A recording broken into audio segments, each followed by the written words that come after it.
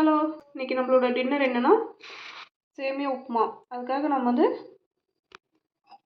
இந்த அளவில் ஒரு டம்ளர் சேமியா எடுத்து நம்ம ஆயில் ஊற்றி நல்லா ரோஸ்ட் பண்ணி வச்சுருக்கோம். இதுக்கு தேவையானது கருவேப்பிலை, பெரிய வெங்காயம் 1 எடுத்து நறுக்கி வச்சுருக்கோம்.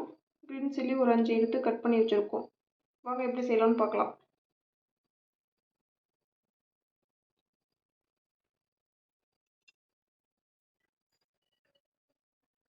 தேவையான அளவு ஆயில் சேர்த்துக்கலாம்.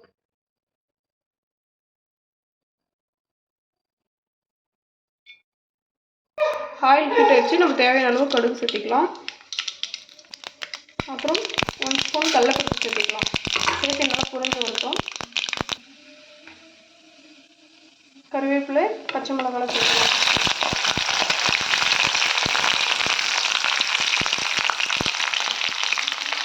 ஆனியன் சேர்த்துக்கலாம். நல்லா வதக்கி வச்சுக்கலாம். ஆனியன் வதங்கி வரதுக்காக லைட்டாக நம்ம இப்போ சால்ட் சேர்த்துக்கலாம். சேர்த்து நல்லா மிக்ஸ் பண்ணி விட்டுக்கலாம்.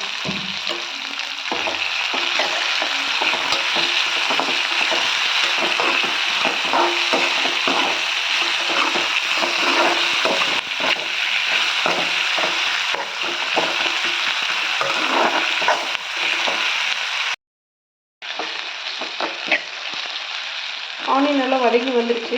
நம்ம இந்த டைம் தண்ணி ஊற்றிக்கலாம். 1 டம்ளர் சேமியா கூட நம்ம 2 டம்ளர் தண்ணி சேர்க்கணும்.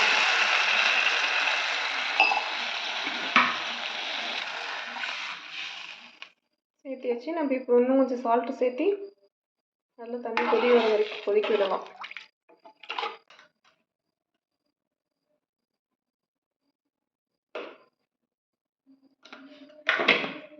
நல்லா கொதிச்சு வரட்டும். நம்ம அதுக்கப்புறம் சேமியா சேர்த்திக்கலாம்.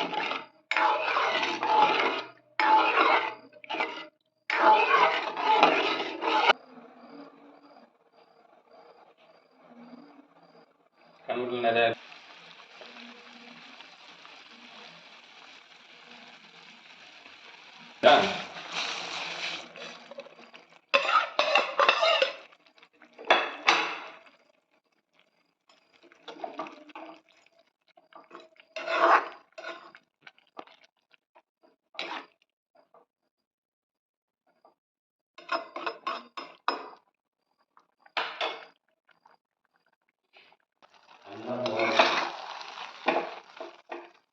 நல்லா வெந்து வந்துருச்சு. ஒரு 2 நிமிஷம் கழிச்சு நம்ம அடுப்பு ஆஃப் பண்ணிடலாம். அதாவது சேமியா உப்புமா ரெடி. சேமியா கேசரி ரெடி ஆயிடுச்சு. வாங்க சாப்பிடலாம். Thank you all.